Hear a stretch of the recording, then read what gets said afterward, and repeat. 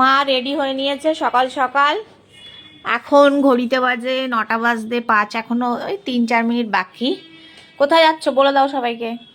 বাড়ি যাচ্ছি, কার বাড়ি? আমার মেয়ের বাড়ি, মেজমের বাড়ি। হ্যাঁ, মা আজকে মেজমের বাড়ি যাচ্ছে ভগবানের আশীর্বাদে।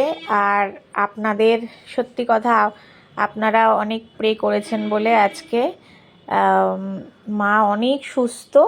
এত তাড়াতাড়ি যে তার মেয়ের বাড়িতে যাবে ভাবতে পারিনি। এটা আমার মেজদি, আগেও দেখেছেন অন্য ভিডিওতে। সব রেডি, মার ব্যাগ গোছানো হয়ে গেছে, অনেকগুলো ব্যাগ হয়েছে। মনটা খুব খারাপ লাগছে কিন্তু কিছু করার নেই, যেতেই হবে কারণ মার একটা বিশেষ দরকারও আছে। যেহেতু আমার মায়ের বাড়িও দিদির বাড়ির ওখানেই, নিজের বাড়ি তো মার ওখানেই সব কিছু, তো অনেক দরকারি কাজকর্মের জন্য মাকে যেতে হচ্ছে। খুব মনটা খারাপ, মায়েরও মনটা খারাপ হচ্ছে। আবার আসবে 3-4 মেয়ে হলে যেটা হয় আর কি, সবার বাড়িতে কম বেশি একটু ঘুরবে, একঘেয়েমি এক জায়গায় ভালো লাগে না। তবে হ্যাঁ, এরপরে আশা রাখবো আমার মা যেন শাড়ি পরতে পারে, শাড়ি পরে যেতে পারে। নাইটি পরে যাচ্ছে, নাইটি সুন্দরী। আর যদিও বা মা শাড়ি পরতে চেয়েছিল, আমরাই বললাম নাইটি পরো, কারণ শাড়ি পরতে গেলে আবার সামলানোটা মুশকিল।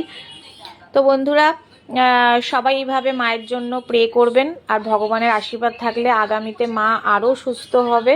হয়তো আজকে দিদিরা নিতে আসছে, আগামীতে মা হয়তো একা যেতেও পারে। সবই ভগবান চাইলে সব কিছুই হয়। তো আজকের দিনটা আমার জন্য খুব কষ্টের, খুব মনটা খারাপ লাগছে। যাই হোক, সব সময় চোখের সামনে থাকে তো, বেশ কিছুদিন থাকবে না, তো মনটা খারাপ লাগছে। সবাইকে টাটা করে দাও, বলো আবার, বলো আবার এসে মেয়ের সাথে ভিডিও করে তোমাদের সামনে আমি আসবো ভিডিওতে। হ্যাঁ ঠিক আছে, ভালো থাকবেন সবাই, দিনটি খুব শুভ হোক, টাটা।